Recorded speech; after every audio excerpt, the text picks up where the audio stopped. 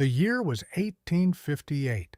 The place, a raw clearing in the Ohio River Valley, a place of damp dawns and relentless humidity. Elias Thorne, a man built as squarely as the anvil in his shed, was doing something that made no sense. He pulled a gate hinge from the glowing heart of his forge, its metal the color of a blood-orange sunset. It was a beautiful piece of work, perfectly scrolled, strong in the knuckle. But then he turned not to the water barrel, nor to the trough of dark quenching oil that was the mark of every blacksmith in the territory. Instead, he walked to a long, shallow pan filled with a humming, translucent liquid. It was beeswax, hundreds of cakes of it, melted down into a golden, fragrant pool. With a steady hand, he plunged the glowing iron into the wax. The sound was not the violent hiss of water. It was a deep, furious sizzle, a thick, bubbling roar that sent up a plume of sweet-smelling white smoke. The other settlers, gathered at the edge of his clearing to trade for nails and repair wagon wheels, fell silent. They watched this ritual with a mixture of pity and contempt. This was the third set of hinges he had made this way. They called them candle hinges at the trading post. They called his small, meticulously built homestead Thorne's Folly. He was a fool, a German immigrant wasting good iron and precious beeswax on a process that defied all known logic of the forge. What did this quiet blacksmith, with his strange accent and stranger methods, understand about iron that every other man in the valley, men who had been working this land for a generation, had missed? The answer to that question would not be found in arguments or explanations.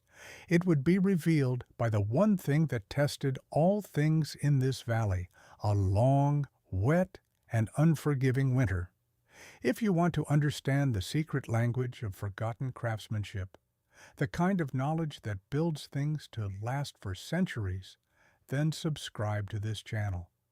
And drop a comment below telling me about a piece of old-world technology you've seen that still works perfectly today. The problem in this part of the country was not the cold, not truly. It was the water. Water was life, but it was also a patient, relentless destroyer. It fell from the sky in near constant drizzles from October until May. It rose from the ground in a thick morning fog that clung to every surface, leaving a sheen of moisture that never seemed to dry. This perpetual dampness was a cancer to iron. It consumed everything. Tools left out overnight would show a blush of orange rust by dawn. A plowshare not meticulously cleaned and oiled after every use would be pitted and weakened in a single season. The enemy was oxidation, a slow, silent fire that turned strong metal into brittle, flaking dust. And nowhere was this battle more obvious or more frustrating than on the hinges of every door, gate, and shutter in the settlement. The standard hinge was a simple forged piece, hammered out of bar stock, cooled in water to harden it, and then given a coat of pig fat or tallow to ward off the moisture. It was the way things were done. It was the way Silas Croft, the town's primary blacksmith for 20 years, did things. But the protection was temporary. The fat washed away in the first heavy rain. The oil dripped off in the heat.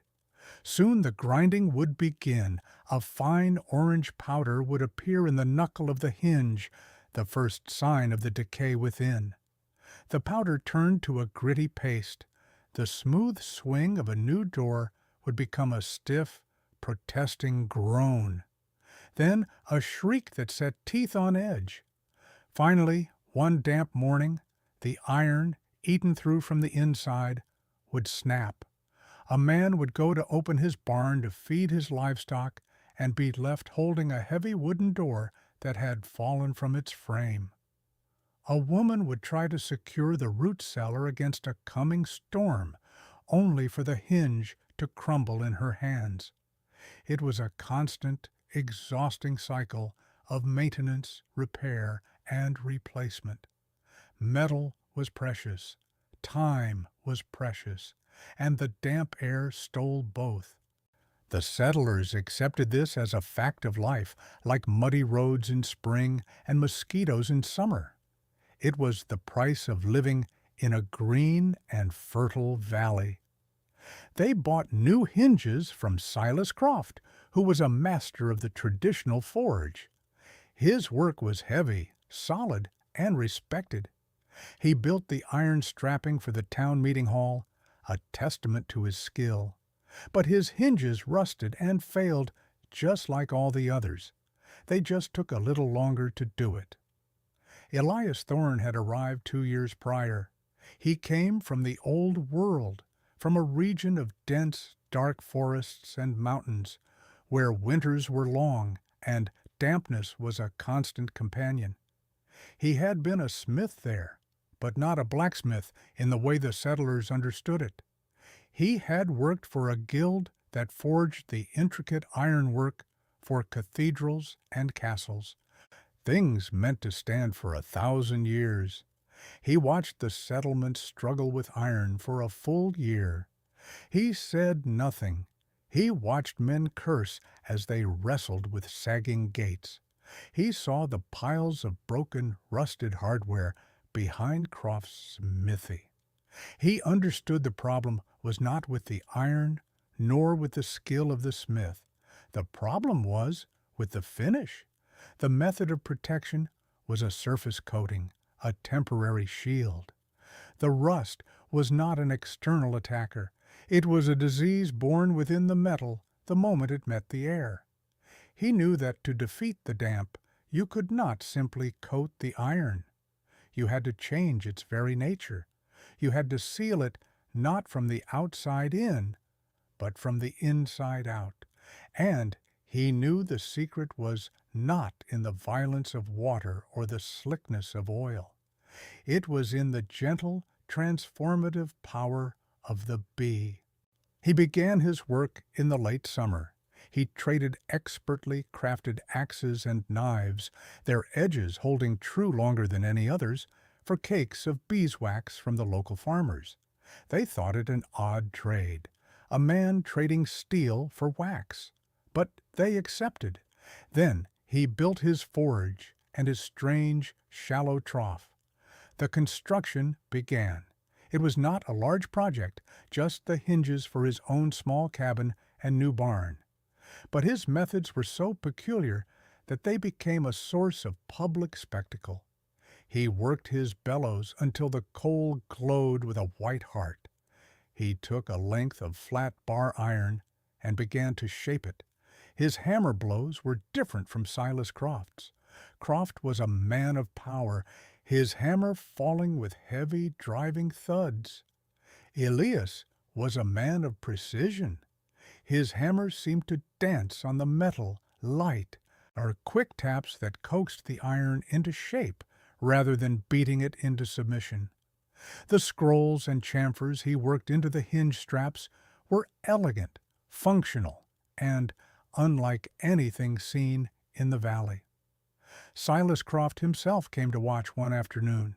He was a big man, his face perpetually smudged with soot, his forearms thick as fence posts. He was not a malicious man, but he was a proud one, secure in his knowledge and his position. He stood with his arms crossed, watching Elias pull a finished hinge from the fire. "That's a fine shape, Thorne," Croft said, his voice a low rumble. "Almost too pretty for a barn door." Elias nodded, his attention on the metal. He judged its color, a specific shade of cherry red that indicated a temperature of around 1,500 degrees Fahrenheit. Not too hot, not too cool. Precision was everything. He turned toward the beeswax trough. Croft took a step forward, his expression shifting from professional interest to genuine disbelief. "What are you doing?" he asked, the question sharp. "You'll ruin the temper. That wax won't cool it fast enough. It'll come out soft as pewter." Elias did not answer. He plunged the glowing hinge into the golden liquid. The wax erupted in a furious sizzle, the sound much deeper and more complex than the shriek of water. The smoke that rose was thick and white, smelling sweetly of honey and flowers. "That's just foolishness," Croft declared, stepping back from the fumes. "You're baking soot onto it is all. The first hot summer day, that wax will melt and run right off. You're wasting your time." Elias finally spoke, his voice calm and low. "The wax does more than cool it, or Mr. Croft." "Does it?" Croft scoffed. "Iron needs a hard quench, water or oil. That's the craft. Anything else is just playin'." He gestured dismissively at the trough. "You're making a mess and a soft hinge that'll bend under the weight of its own door." This pronouncement, coming from the most respected smith in the region, sealed Elias Thorne's reputation. He was no longer just an odd newcomer. He was a fool. The term candle hinges was born that afternoon, and it spread through the settlement like a weed. Men would see Elias at the general store and ask with a smirk if he was planning to forge a candlestick next. They called his meticulously built barn the Wax House. Elias ignored them all. He did not argue. He did not defend himself. He simply continued his work, his face impassive, his movements deliberate. He hung the doors on his new barn. He hung the gate to his pasture. He hung the shutters on his cabin. Each was fitted with the dark, matte black hinges that had been born in fire and beeswax. And then he was done. His homestead was secure, his work finished. The hinges were objects of ridicule, but they were his, and as he looked at them, he knew they held a secret that the others could not comprehend. He had not simply coated the iron. He had fundamentally transformed its surface. The process was a symphony of controlled physics. Plunging the 1,500-degree iron into the organic wax created a reaction called thermal polymerization. The intense heat cracked the long hydrocarbon chains of the beeswax, releasing elemental carbon. This carbon, in a gaseous state, was instantly forced into the crystalline structure of the hot iron surface, a process known as carburization. He had, in effect, created a micro-thin layer of high-carbon steel over a core of softer, tougher, low-carbon iron.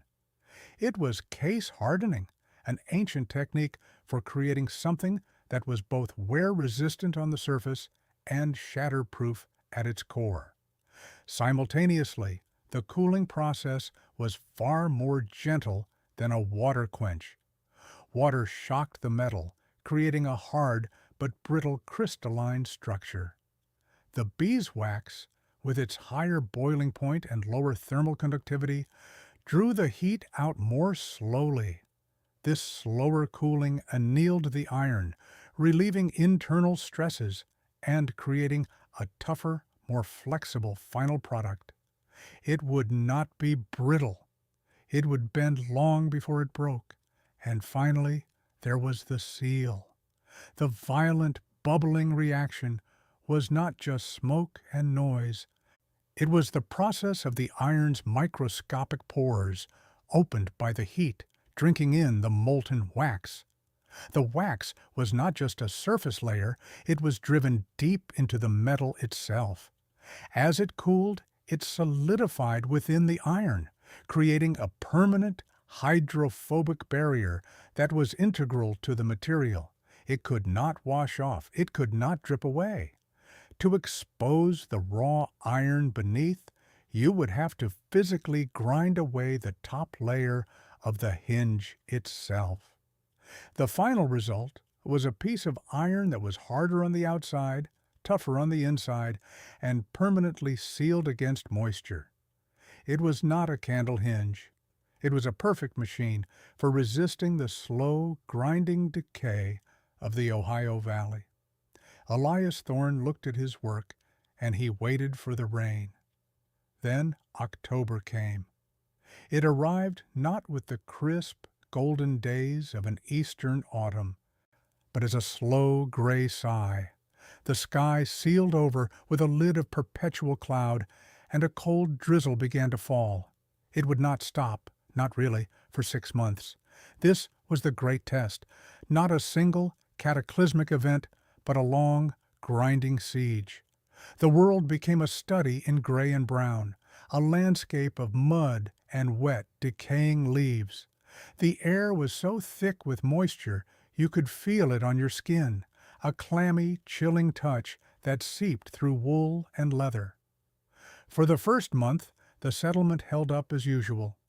The familiar routines of winter preparation continued. But the rain was different this year. It was relentless. It wasn't the hard, cleansing downpour of a summer storm, but a persistent, soaking mist that saturated everything. The ground turned to a thick, greasy mud that pulled at boots and sucked at wagon wheels. Wood piles, improperly covered, became soaked and useless. By December, the first signs of serious trouble appeared. The constant damp, combined with the freeze-thaw cycles of the nights, began to work its way into the ironwork of the valley.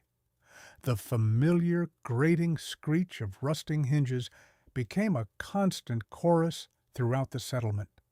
A farmer named McLeod, a man with a large herd of cattle, went to his barn one morning after a night of freezing rain. The great double doors were sealed shut with ice. He put his shoulder to it, heaving with all his strength.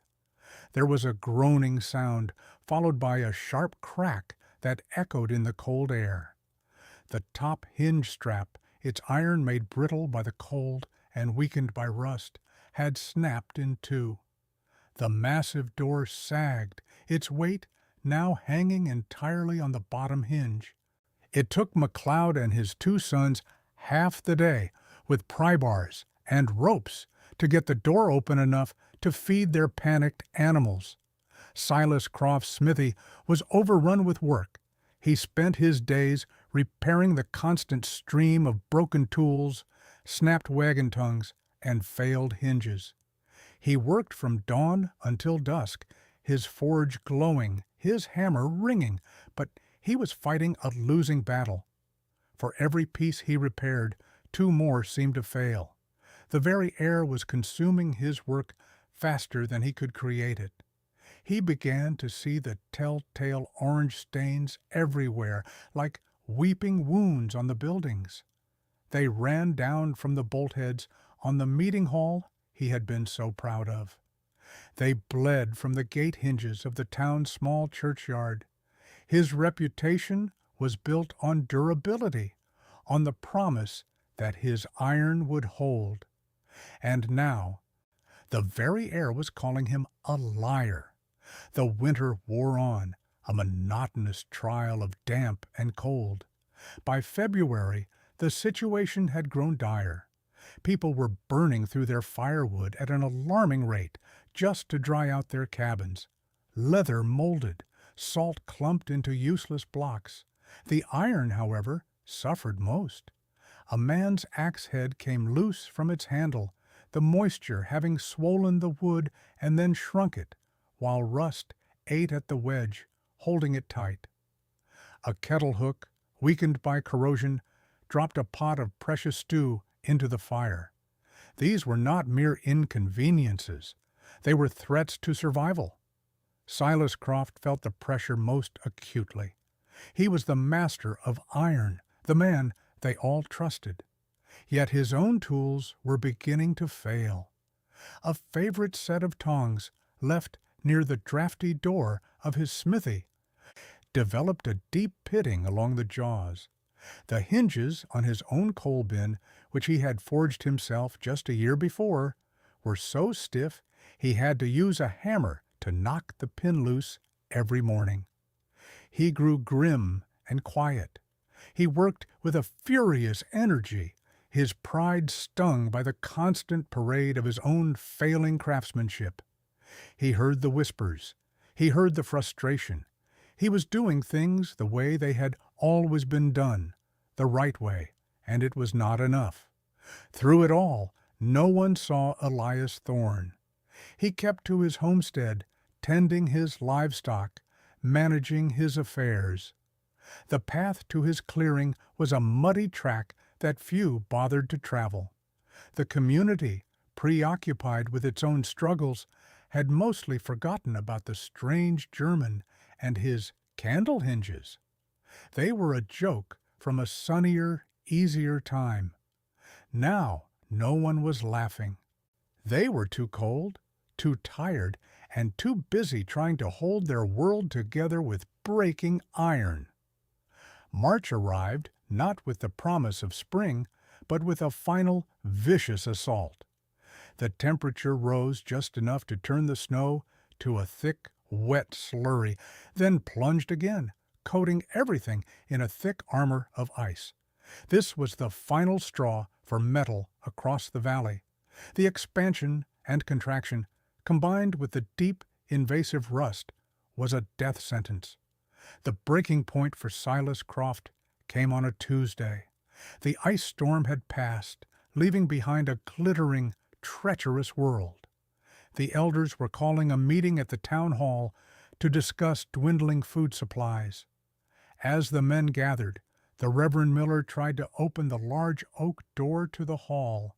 He pulled, and the door scraped and groaned. He pulled harder.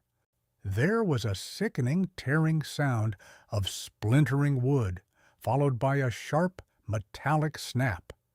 The entire door, weighing close to 400 pounds, ripped away from its top hinge and crashed inward, falling flat onto the meeting-house floor with a boom that shook the building. The men stared in stunned silence. There, on the doorframe, was the mangled remnant of the top hinge strap, Silas Croft's hinge, the one he had called his masterpiece. It had not just broken. It had shattered, the metal crystalline and brittle, eaten through with a cancer of orange rust. Silas pushed through the crowd and stared at the ruin of his work. He felt a hot flush of shame that had nothing to do with the cold. This was not just a failure of iron. It was a public humiliation. He had built these doors to stand for a century, and they had failed in less than 5 years. In that moment, staring at the evidence of his own flawed tradition, a thought surfaced, unwelcome and persistent. The German, Thorne! He had to know. Was it professional curiosity, or was it a desperate, half-formed hope that he had been wrong, that there was a better way? He didn't know. He only knew he had to see. He turned from the shocked crowd without a word, pulled his collar up against the biting wind, and began the long, muddy walk to Thorne's Folly. The journey was a pilgrimage through a landscape of his own failures. He passed the McLeod farm and saw the barn door propped up with heavy timbers, its broken hinge a dark gash against the wood. He passed the Miller house, where a window shutter, its strap hinge snapped, banged uselessly in the wind. Every half-mile, it seemed, there was another testament to the inadequacy of his craft. The mud pulled at his boots, trying to drag him down, and every step was an act of will. He was a man walking through the graveyard of his own reputation. He expected to find a scene of similar, or even worse, decay at Thorne's homestead. The man was an eccentric, a fool playing with wax. His flimsy, soft hinges had surely failed months ago. Croft rehearsed what he would say, an offer of help, perhaps, a grudging piece of advice. He felt a grim sense of duty to check on the man's family. He felt the weight of his own expertise, even now. After nearly an hour, he saw the clearing, the small cabin with its plume of steady smoke, the sturdy, well-built barn. It all looked intact. He reached the pasture fence. The gate was a simple, solid plank construction. He put his hand on it, expecting to have to lift and drag it through the mud. He pushed. It swung inward with a whisper. There was no sound, no creak, no groan, no scrape of metal on metal. It moved as if it were floating, so perfectly balanced and frictionless that the light push of his hand was all it needed. He stopped, his hand still on the wood, and stared at the hinge. It was dark black, with a low, satiny sheen. There was not a single speck of orange on it. There were no rust stains running down the gatepost. He pushed the gate back and forth. It was silent. It was perfect. A knot of cold dread and dawning wonder formed in his stomach. He walked through the gate and approached the barn. This was the true test. The barn doors were massive, built of heavy oak planks, easily weighing twice what the meeting hall door had. They would have put an immense strain on their hinges. He reached out, took hold of the iron handle, and pulled. The great door swung open toward him with an unnerving ease. The silence was absolute. He felt the weight of the door. He could see its mass, but he could not hear its movement. It was fundamentally wrong, impossible. He looked at the two enormous strap hinges, identical to the one that had just failed so spectacularly at the meeting hall, but utterly different in their state of preservation. They were the same deep, healthy black as the gate hinge. He ran a finger along the strap. It was not greasy or oily. The surface was smooth, dry to the touch, with an almost waxy feel. He looked closer at the knuckle, the place where rust was born. It was clean, perfect. He stood there for a long time, but just opening and closing the massive door, listening to the impossible silence. He felt like a man who had spent his life meticulously studying the rules of a game, only to meet someone who was playing by a different set of rules and winning effortlessly. Then the cabin door opened, and Elias Thorne stepped out. He held no weapon, showed no alarm. He simply stood on his porch, watching the town blacksmith play with his barn door. Croft let go of the door and felt a flush of heat rise to his face. He felt like a trespasser, a fool. He walked slowly toward the cabin. "Thorne," he said, his voice rough. "Mr. Croft," Elias replied, his tone even. Croft gestured back at the barn. "These hinges, the ones on the gate. When did you last oil them?" It was the crucial question. The answer would tell him everything. Elias considered the question for a moment. He looked at the gray sky, then back at Croft. "I have never oiled them," he said. "Not since the day I hung them." The words landed with the force of a hammer blow. Never, not once. Through 6 months of relentless metal-eating damp, Elias Thorne had done zero maintenance. While Croft and the entire settlement had been fighting a losing war with oil cans and grease rags, Thorne had done nothing, and his iron had held. The data was not a number on a page. It was in the silence of that hinge. It was in the absence of rust. It was in the undeniable, infuriating perfection of the thing. Croft, a man of practical measures, did the math in his head. His own hinges required maintenance every month in the winter, and they still failed within a few years. Or Thorne's hinges had endured the worst winter in memory, with no maintenance at all, and they looked as if they had been forged yesterday. The performance was not just better, it was an order of magnitude beyond what he had thought possible. He walked past Elias to the cabin door and inspected its smaller hinges. They were the same. He looked at the iron latches on the window shutters. Perfect. He slowly turned back to face the German smith. The whole world, his whole understanding of his craft, had been upended in the last 10 minutes. He saw the quiet patience in Thorne's eyes, and for the first time he did not see a fool, he saw a master. Pride was a hard thing to swallow. It was a bitter, jagged pill. But Silas Croft was, at his core, an honest man and a true craftsman. He valued the work, the iron itself, more than his own vanity. And the work was undeniable. He looked Elias Thorne in the eye. He took a deep breath, the cold air stinging his lungs. "I was wrong," Silas Croft said. The words came out quiet, but they echoed in the clearing with the weight of a final judgment. "Everything I said, everything I thought, it was all wrong."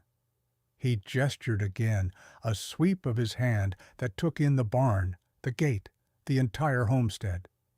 This is not foolishness. This is mastery. I have been a blacksmith for 20 years, and I have never made a hinge that will last a season without care. You have made one that will last a lifetime." He paused, the humility of the moment raw on his face. "Will you teach me?" The crisis passed, as all things do. The sun returned, the mud dried, and the valley turned green with the promise of a new season. But something had fundamentally changed. The story of Silas Croft's walk to Thorne's homestead and the silent perfection of the candle hinges spread faster than any gossip. It began the next week. Croft, true to his word, arrived at Elias's smithy not as a critic, but as an apprentice. The two men, the valley's established master and its quiet innovator, worked side by side. Elias showed Croft the precise temperature, the exact moment to pull the iron from the forge. He explained how to read the color of the metal, not just as red hot, but in shades of crimson, cherry, and orange, each indicating a different property. Most importantly, he taught him the secret of the wax. Under Elias's guidance, Croft plunged his own forged iron into the bubbling trough. He watched with a craftsman's eye, understanding now what he was seeing. Not just a coating, but a transformation. Soon the first set of Croft Thorne hinges were made. Silas Croft took them to the meeting hall. In a public act of restitution, he removed the broken remnants of his old work and, with the help of the town's carpenter, rehung the massive oak door. When he was done, he gave it a push. It swung shut with a silent, satisfying click. It was a powerful demonstration. From that day forward, the derisive name candle hinge vanished. It was replaced with a simple, respectful term, Thorne's method. Farmers and builders began to specifically request it. They brought Croft not just their broken pieces, but cakes of beeswax as payment. The golden wax, once a simple commodity for candles and sealing jars, became as valuable as good steel. The real impact was not measured in silent doors. It was measured in security and peace of mind. It was a farmer knowing his livestock were secure behind a gate that would not fail in a storm. It was a wife knowing her root cellar, protecting the family's winter food supply, would always open when she needed it. It was the carpenter who could guarantee his work would last not for a season, but for a generation. The constant, gnawing anxiety of material decay began to recede from the community's life. Elias Thorne never sought fame or wealth from his knowledge. He became a teacher, sharing his methods freely with anyone who was humble enough to ask. His greatest student remained Silas Croft, who became the method's most passionate evangelist. Croft's skill, combined with Thorne's process, here produced ironwork of a quality the region had never seen. New buildings were constructed with the dark, beautiful hinges and fittings. Old buildings were retrofitted. The visual landscape of the settlement began to change, the ugly orange stains of rust slowly disappearing, replaced by the enduring, elegant black of tempered steel. The true legacy was time. The real vindication of Elias Thorne's knowledge wasn't in the awe on Silas Croft's face.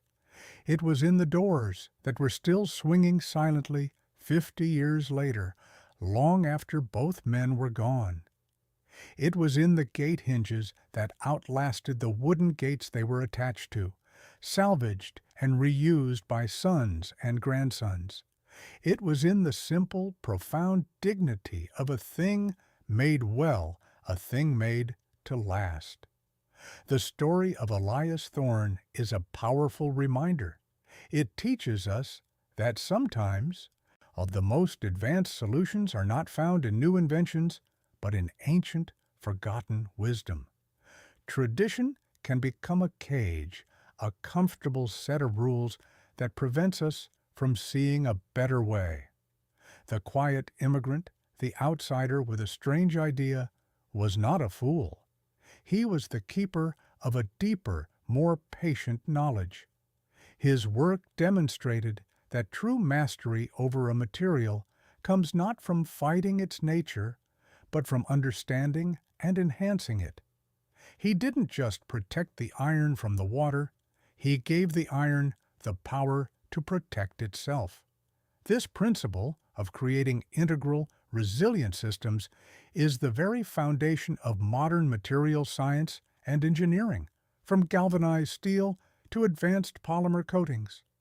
The quiet blacksmith in the Ohio Valley was practicing a science that would not have a formal name for another 100 years.